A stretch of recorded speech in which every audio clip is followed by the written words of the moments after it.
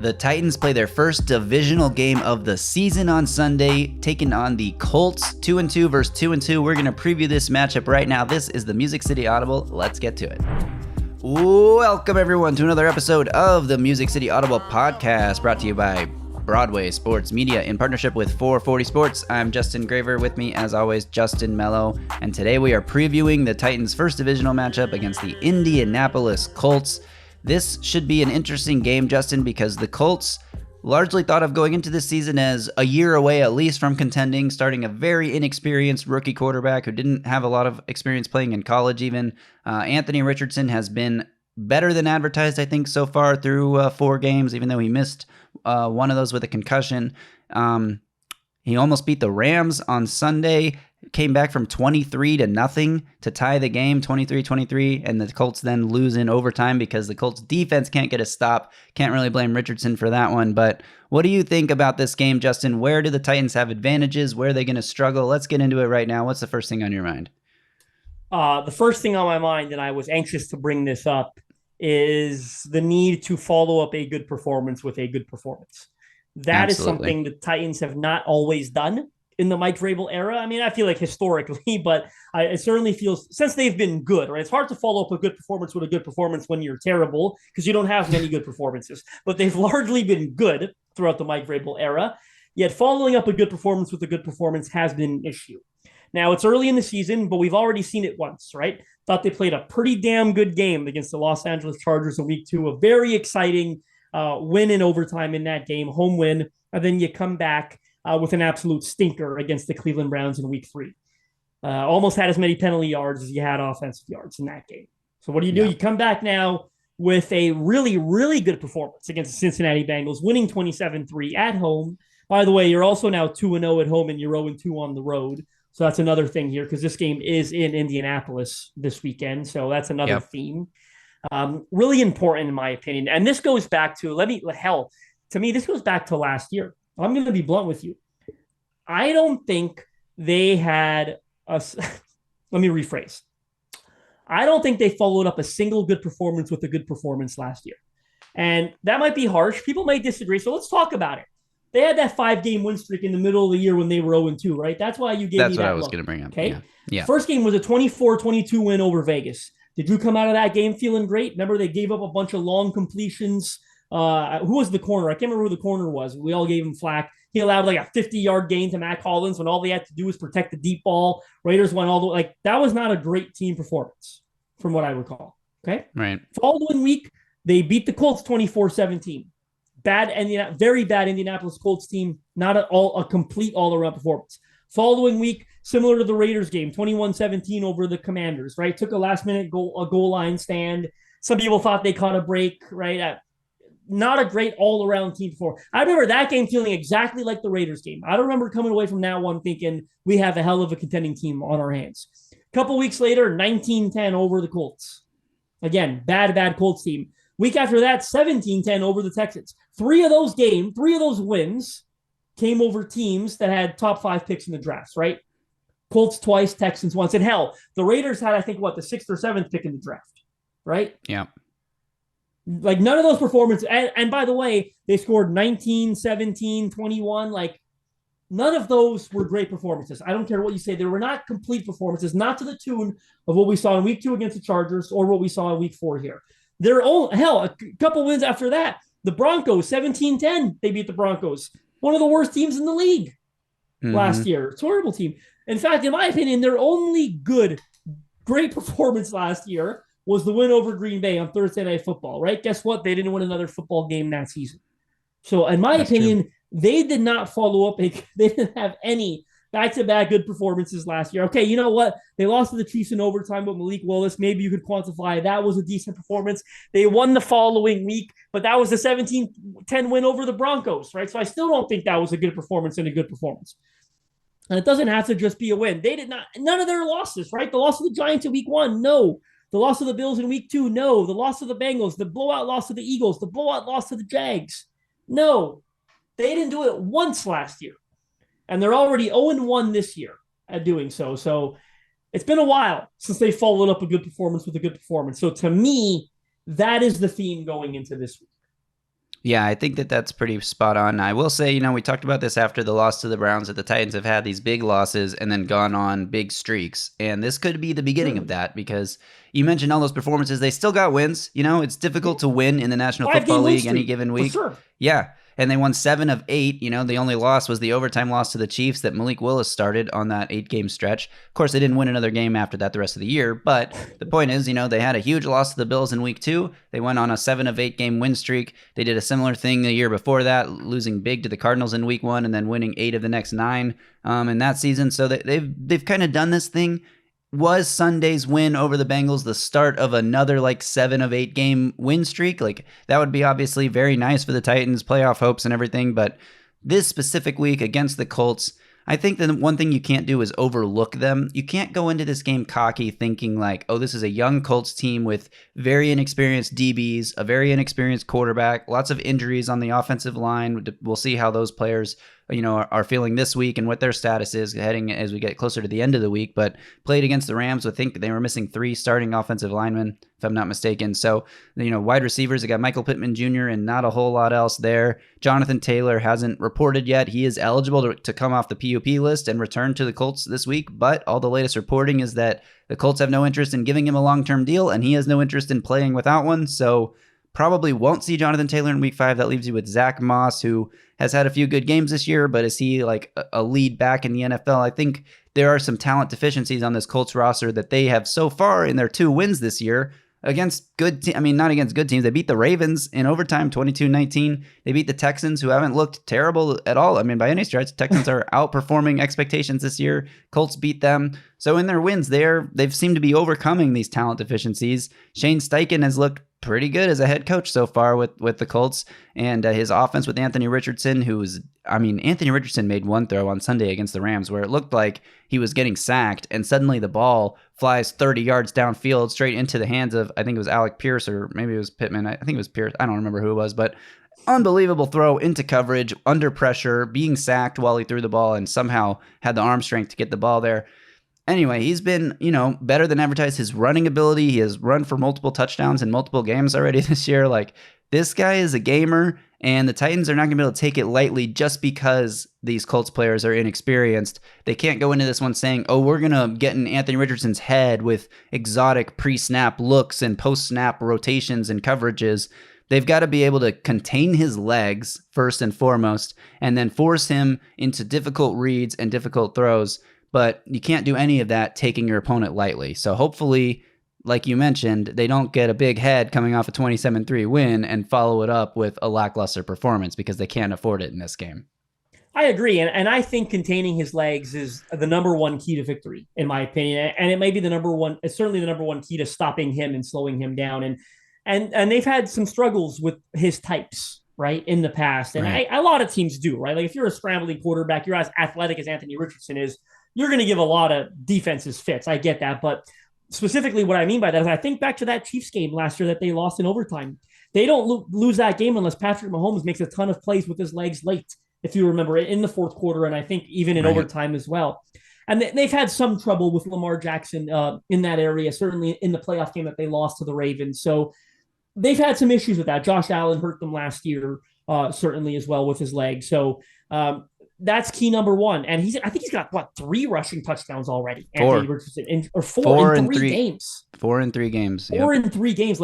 He's as advertised with his legs. And look, the numbers passing 11 to 25, 200 yards, 2 touchdowns. They don't jump out at you, but hey, he threw 2 touchdowns in that loss of the Rams and he took care of the football. He did have a lost fumble, but he's not throwing interceptions per se. He completed 11 passes for 200 yards. Right. Yeah, the completion percentage is only 44%. That's pretty bad. Yeah. You want to see your quarterback complete more than 11 of 25 pass attempts, but to get 200 yards out of 11 completions means that those completions are chunk plays. He's spreading the ball around. You talked about chunk plays.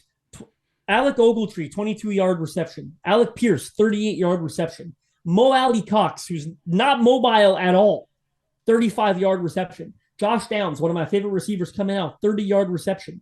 Kyle Granson, the tight end, sophomore, I think, or third year, 17-yard reception. Michael Pittman, 15-yard reception. I just rounded off how many? 3, 4, 6 names that all had a 15-yard catch or more.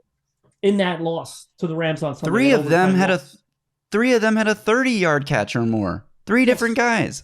That is crazy. So yeah. Anthony Richardson looks really, really good, better than advertised. Like, yeah, well, I think if I recall correctly, my draft network time with him, 13 starts, I think, at Florida, 14 starts, like last year. That's it. So he came in certainly very inexperienced. He got the labeled raw throughout the entire pre-draft process. He looks a lot more developed than we thought he was at this point.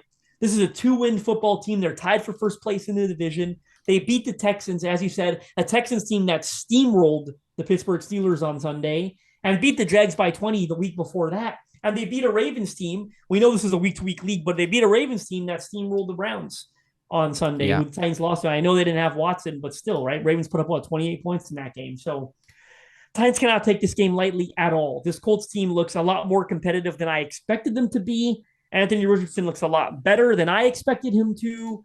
And I think they've probably got, a really good head coaching hire here in Shane Steichen. So, and they're 0-2 on the road, as I said. This is a road game. Certainly cannot take this one lightly.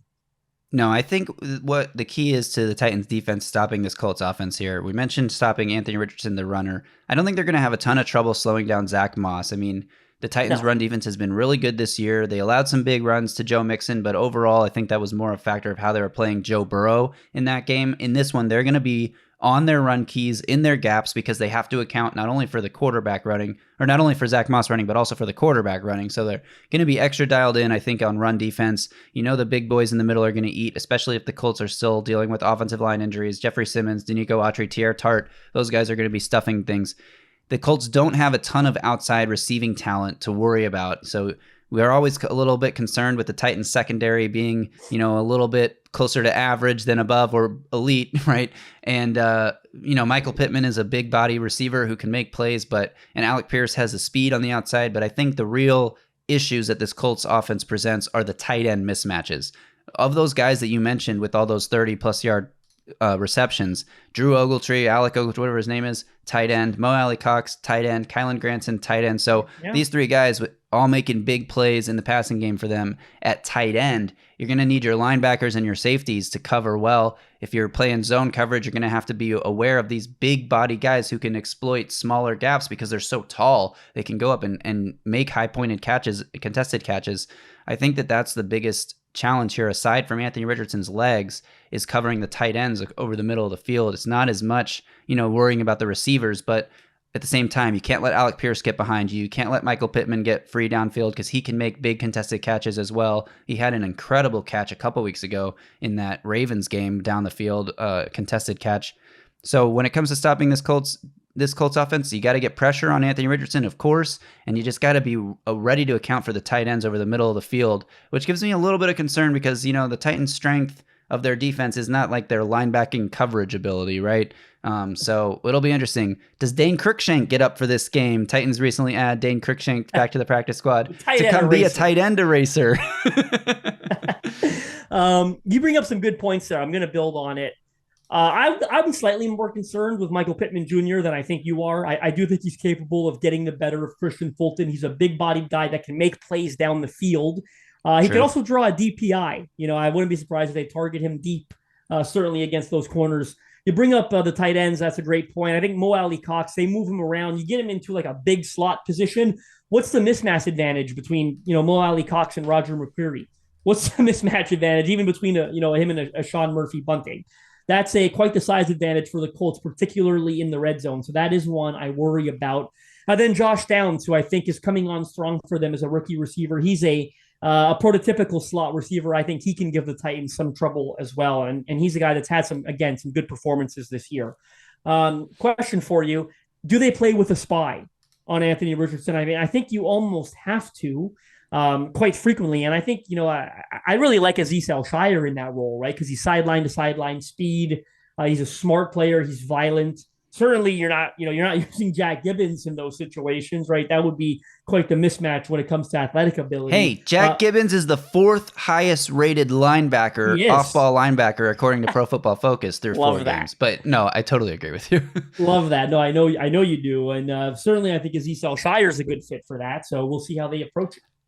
I would say they likely open the game without a spy. And if Richardson starts killing them on the ground after a couple drives, then they'll have that look ready. They'll practice it this week. They'll go over it this week. I don't think they'll open the game with it, but they'll definitely have it ready to unveil if Richardson is killing them with his legs. Because catching him off guard with that a few series into the game, I think would be more effective than just starting with it and then giving Shane Steichen the chance to adjust. Not that he won't be able to adjust later in the game. Couple points here that are a cause for concern and a cause for optimism. Cause for concern. Shane Steichen was the Eagles' offensive coordinator last year. The Eagles put up 35 points on the Titans. They're running a similar offense there with, the similarities between Richardson and Jalen Hurts as big-bodied, big-arm, mobile quarterbacks who can hurt you with their legs, but also attack down the field well. He's way bigger than Jalen Hurts, too. Sorry, not to cut you off, but he's way bigger. True. He's way bigger and way more athletic. I mean, he's like, if he reaches his ceiling, he has a chance to be better than Jalen Hurts. And Jalen Hurts is, was the highest paid quarterback for a hot second there before he got beat out by Joe Burrow. But anyway, so that's a cause for concern. Eagles put up 35 points, running what will likely be a similar version of the offense to what the Colts are running. Now, the Eagles have A.J. Brown, Devonta Smith. Jalen Hurts is a more seasoned passer. Nearly won it. Yeah, exactly. A better offensive line. I mean, the Eagles are a much better team than the Colts. There's no question about that. But in terms of the style of offense that they're running, they destroyed the Titans last year. And Shane Steichen was there when A.J. Brown ran through Christian Fulton and knocked him out for like the rest of the season, I believe. And Christian Fulton picked up a pass interference on that play, and A.J. Brown still scored a deep touchdown. So like you mentioned, trying to attack deep, try to get these corners to commit penalties, I do think that's going to be a part of the Colts game plan. Cause for hope. When they've played Lamar Jackson in the past, another mobile quarterback who can do damage with his legs, they have had incredible game plans to contain the Ravens offense, and they have done a really good job. They haven't won all of those games. A lot of times it was because they couldn't get the offense moving, or Ryan Tannehill's targeting Khalif Raymond on a crucial third down late in the game. But they've done a great job with this style of quarterback in the past. I know Josh Allen and the Bills beat them 41-7 last year, but they've also had really good game plans for Josh Allen, really good game plans for Patrick Mahomes. We mentioned that big win the Titans had a couple years ago against the Chiefs. So I think when it comes to game planning for a specific type of opponent on the defensive side of the ball, the Titans are going to have a good game plan. Now, if the Colts execute well, and get out to a 35-10 lead like the Eagles did, it's a different story. But I think that my cause for optimism here is stronger than my cause for concern. Do you agree?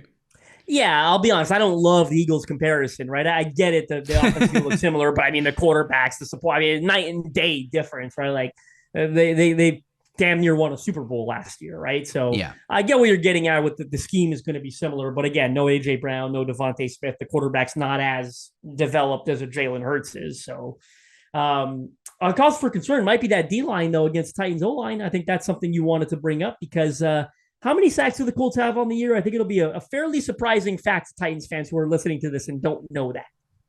Here are the league leaders for sacks and how many sacks they have.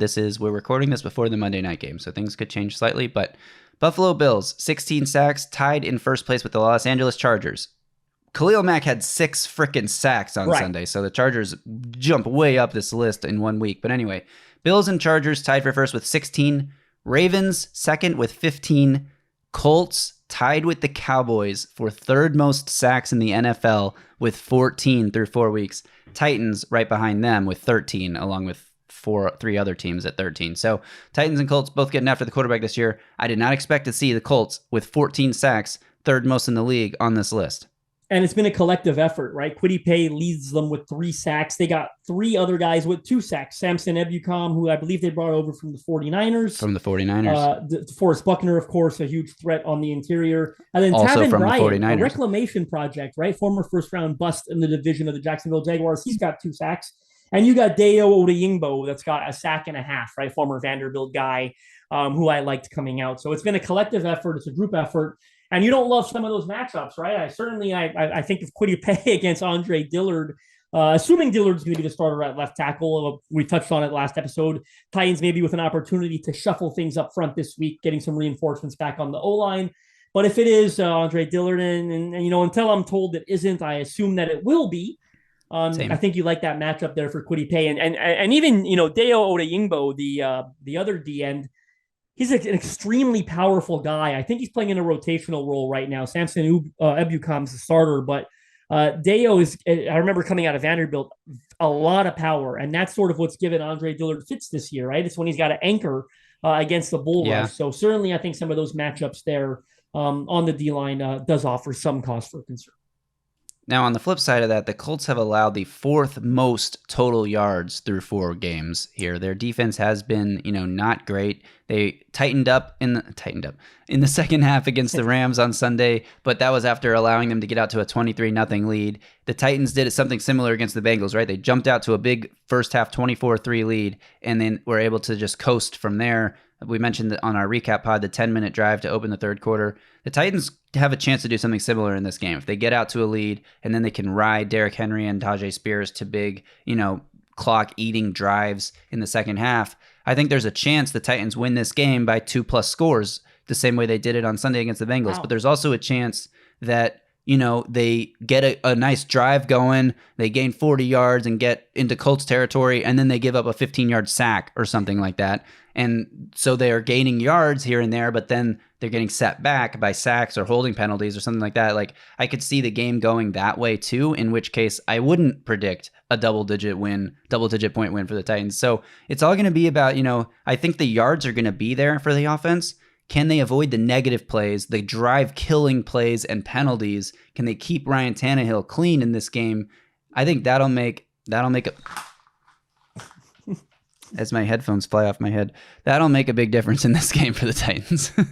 Certainly will. I'm excited to see which way this one goes. I don't know if excited is the right word. I think anxious is the word. And it all goes back to what I said in the beginning, following up a good performance with a good performance, first divisional game, a chance to potentially take sole possession of the division, right? I think that's the way you've got to look at it.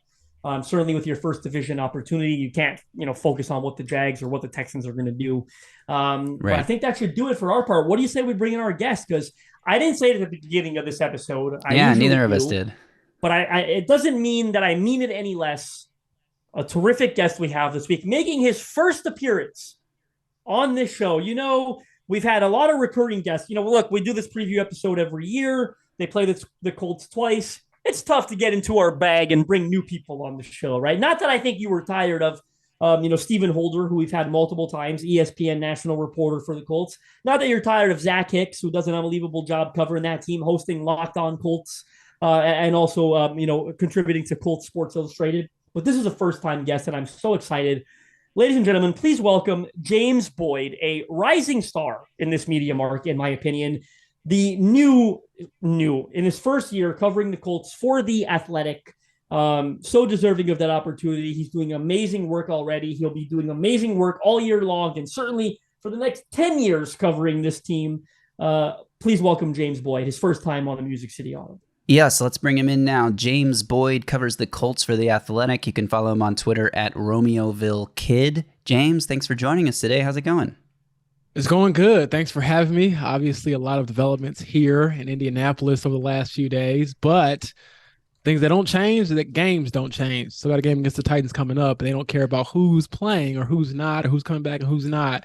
Mike Vrabel, I would imagine, will still like to move to 3-2 on the season. Yeah, Colts too. Yeah, so it's weird. 2-2 for everybody right now. Everyone in the division, yeah. And Titans haven't played a division game yet, so they're in 4th place in the standings, but things can change this week. Let's jump into it right away. The biggest storyline of the Colts so far this season is obviously rookie quarterback Anthony Richardson.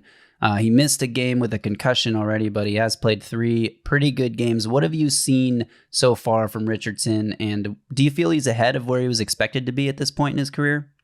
Absolutely. I did not think he would be where he is right now, and quick funny story, I guess. At the Combine, I was the person who asked him about being a project quarterback, and he did not like that question. The question was, some teams view you as a project quarterback. What can you bring teams right now versus in the future?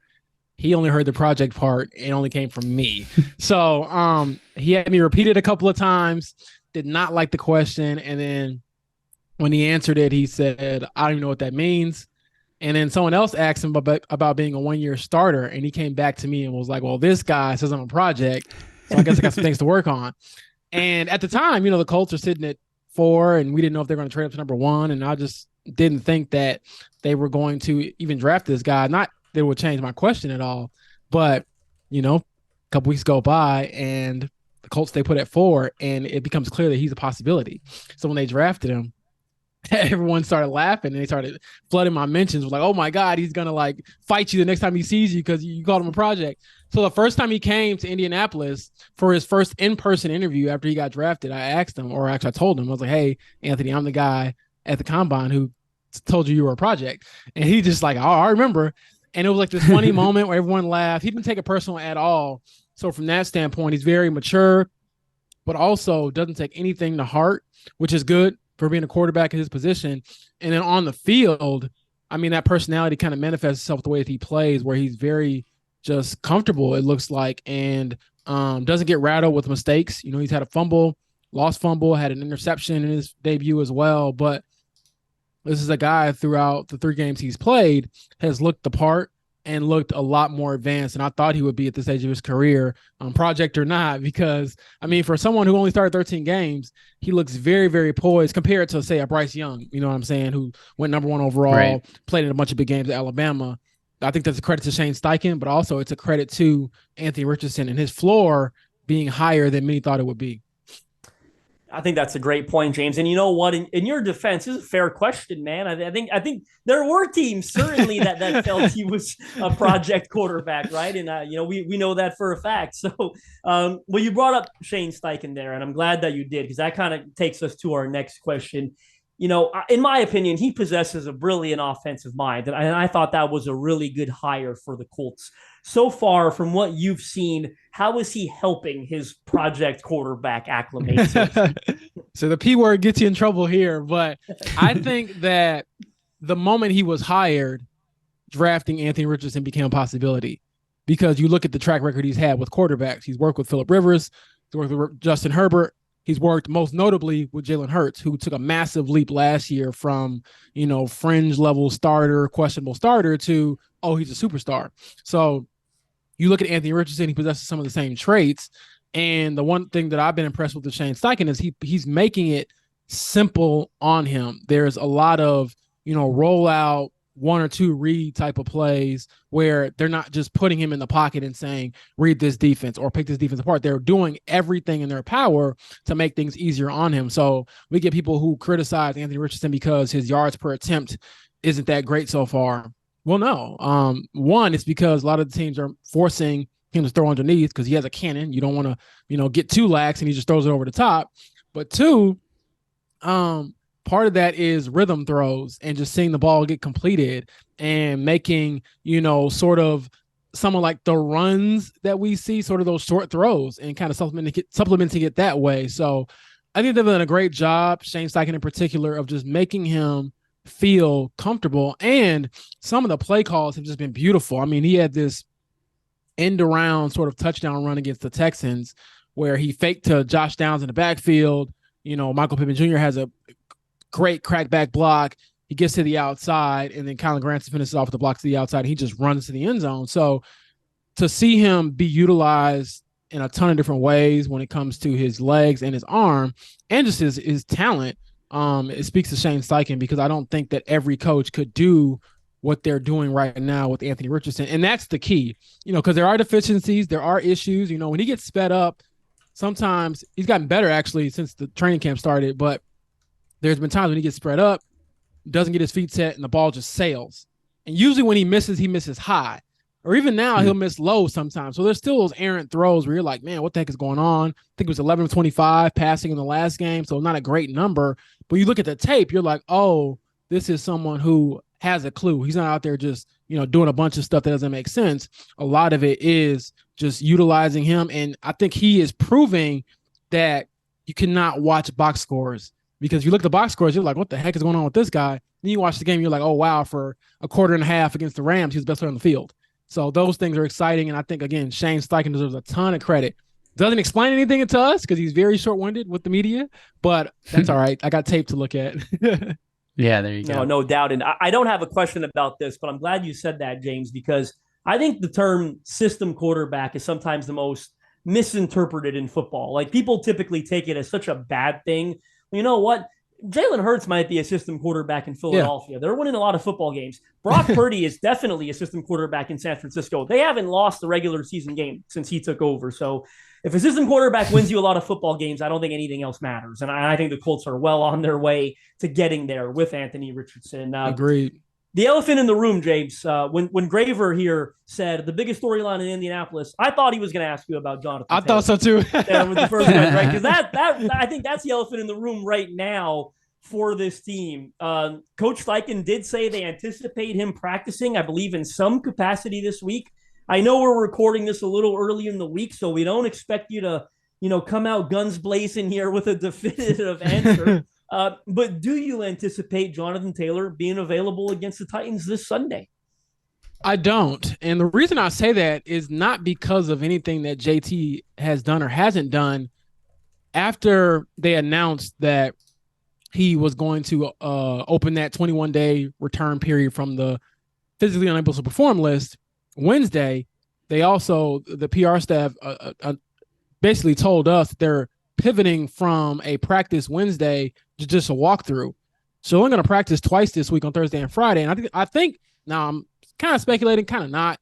We haven't had like an official word on it. We'll be able to ask tomorrow to Shane Steichen about this, but they have 3 guys right now in the concussion protocol with defensive end Kwity Paye, Ryan Kelly, the starting center, still being in there, left tackle Bernard Ryman still being in there. And then, cornerback Dallas Flowers just tore his Achilles. He's out for the year. So they're really banged up. So I think that's part of why, and they're coming off back-to-back overtime games. So I think that's part of why they're not practicing Wednesday and just doing the walkthrough instead to kind of just, reset your bodies, get a little extra day of prep and treatment. So with all of that in mind, I'm just not sure, with JT having not practiced and not done an on-field team activity since last December at Minnesota, to come back and practice 3 days and then play seems kind of crazy, but to come back and practice just 2 days and play seems even crazier. So I would realistically look towards maybe week 6 to him playing. And that also has to do with like some of the contract stuff. If you want to make sure you get your accrued season, you finish your rookie deal out, you don't have anybody, telling you didn't honor your contract, ideally you have to be back by week 6, not by week 5. So we'll see. They left the door open. I think that was more so just to get Mike Vrabel and some other people thinking about it. But I don't anticipate him playing against the Titans. And if he did, what would he look like? He hasn't practiced. He hasn't done anything. I get it. You had one clip he showed on Instagram, him running a route on air, but I'm like, that's not the Titans defense. You're doing this again. So you got to see something live, right? So I think that it'll be another week before we actually see him playing. Interesting. Yeah, we were speculating earlier before we brought you on, before we knew that Taylor was going to be activated or the window open to return. We weren't sure what was going to happen, but thanks for that. Yeah, and actually, I'll add one more thing in there too, and I know it's going to make Colts fans upset, but it's the truth. I know Shane Steichen said yesterday, hey, he's really excited to be back with his teammates. Don't really question that. Shane Steichen's never been, one to lead me astray. However, we haven't heard from Jonathan Taylor since June. So as much as the team can say he's excited to be back, you know what elicits excitement? Looking at your contract and realizing you don't have a way out.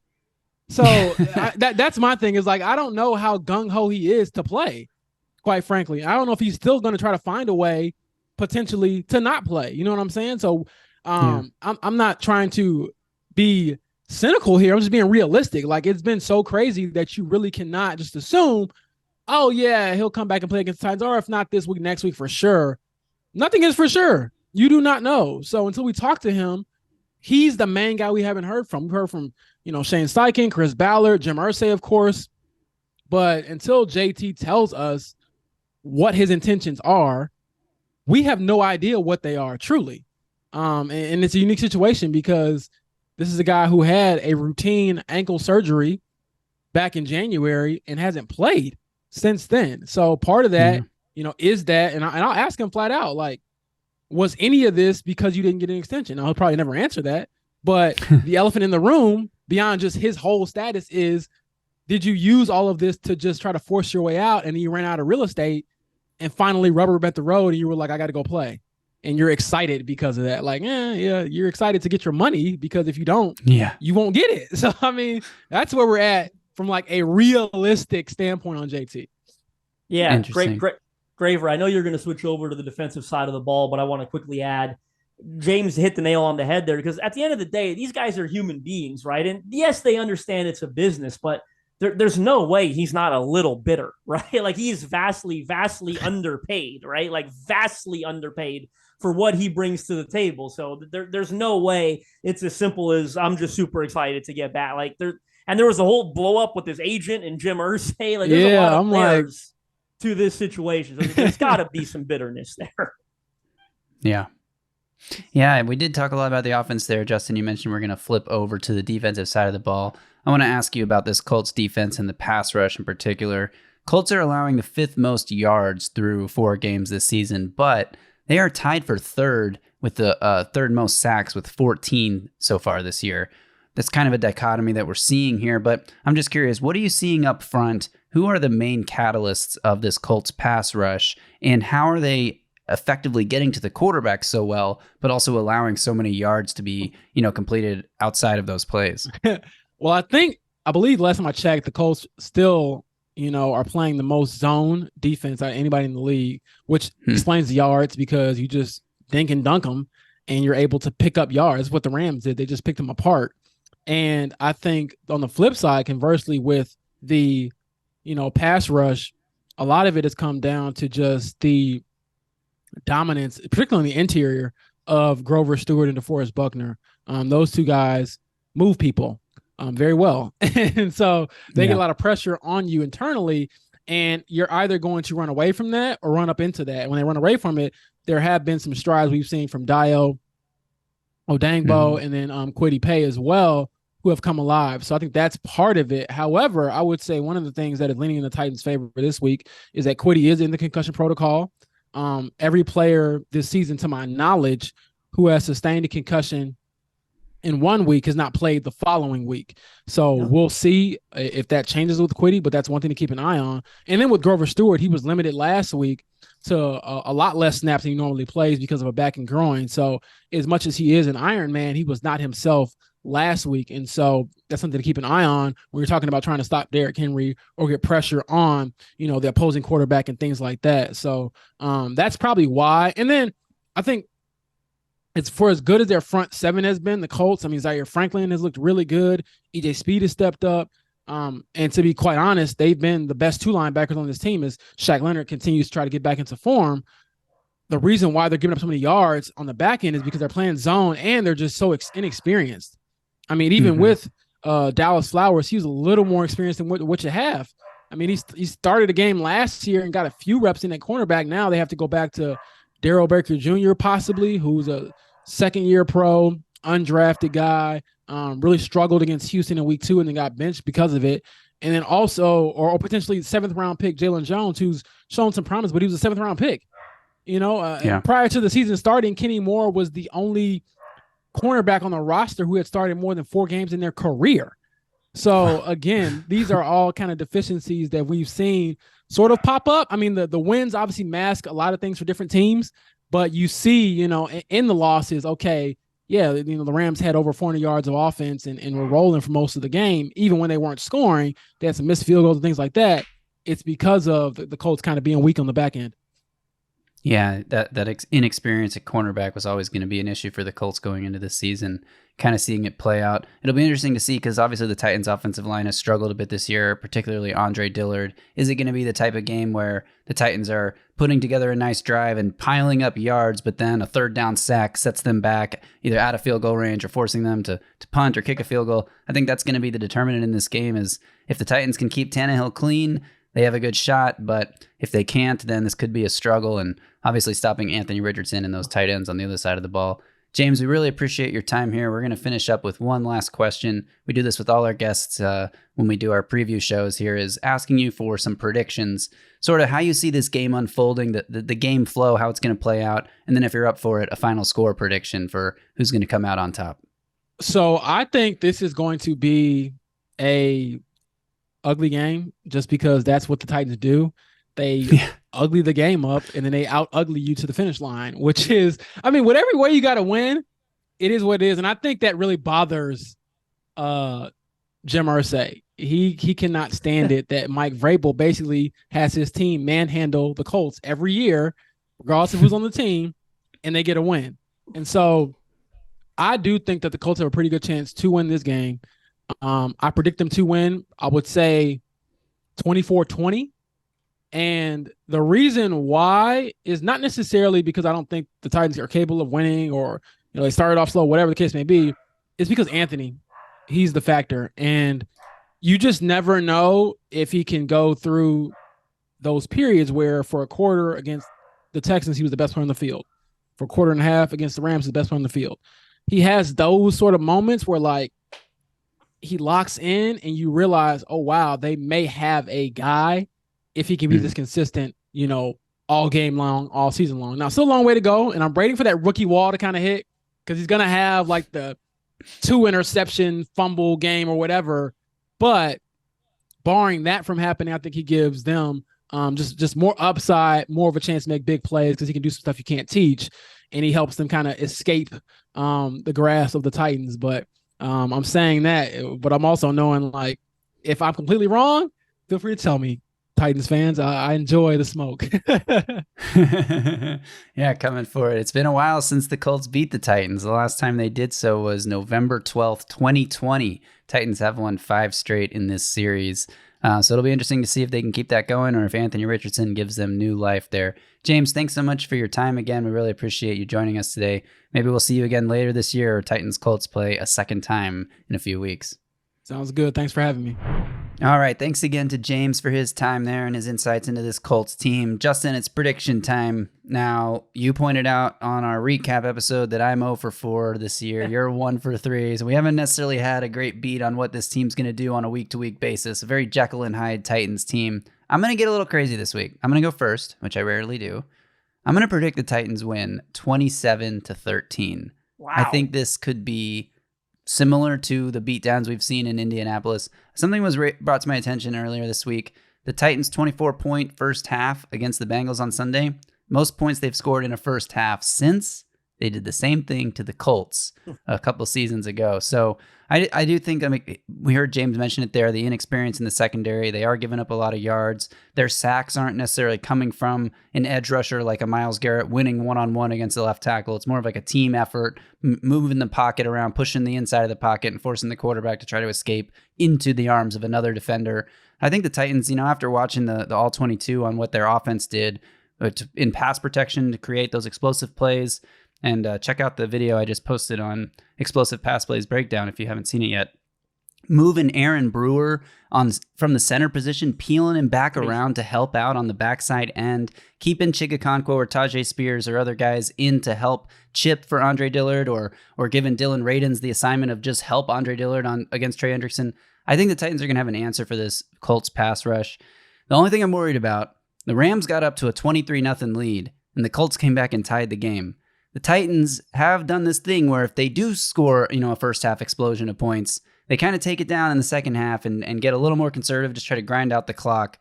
If they don't keep the foot on the gas in the second half, there is the potential for Anthony Richardson to lead a comeback effort there. But I'm going to stick to what I said there. 27-13 Titans win. What do you got? Love it. It's funny when you asked the question about their pass rush and giving up a ton of yards through the air, you almost sounded surprised. I'm like, do we not watch that every single week with Tennessee Titans? Like it's kind of similar, right? Like the sack numbers are good, D-line is great, but secondary, has been a sore spot. I'm ready to be hurt again. I'm with you. I'm going to predict a victory. I'm going to predict that they follow up a good performance with a good performance. Do I have a logic for it? No. Maybe I just want it to happen. I don't know, right? Like they've been really bad on the road this year, right? But I got a fun stat for you. They're 0-2 on the road. They're averaging 9 points per game on the road. Now, of course, you got to factor in they only scored 3 in one of those games, but still 9 points per game on the road. They've only scored 18 points. Small sample size, of course. The Colts haven't won at home this year. Colts are 0-2 at home, 2-0 on the road. Something's got to give, right? The Titans are going to win their first road game, or the Colts are going to win their first home game, which I find pretty funny and ironic. I want to believe that they could follow up a good performance with a good performance. I also think, certainly, when I think of the Titans defense, Mike Vrabel, Shane Bowen, exotic blitz packages that we've seen from them, I think they're going to do enough to confuse Anthony Richardson, hopefully get to him pre-snap and post-snap.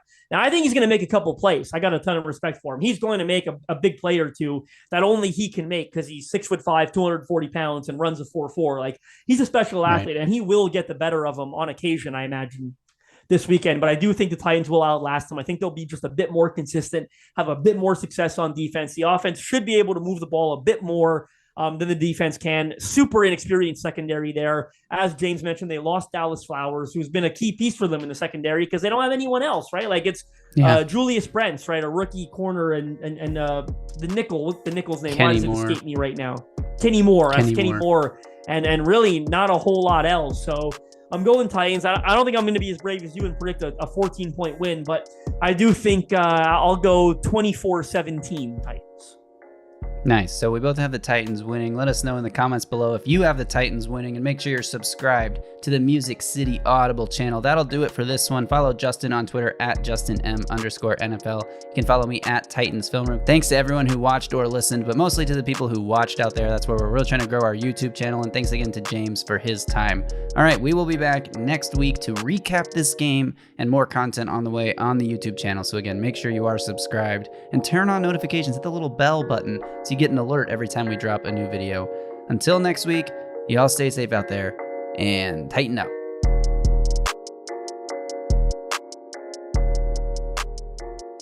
A Broadway sports media production.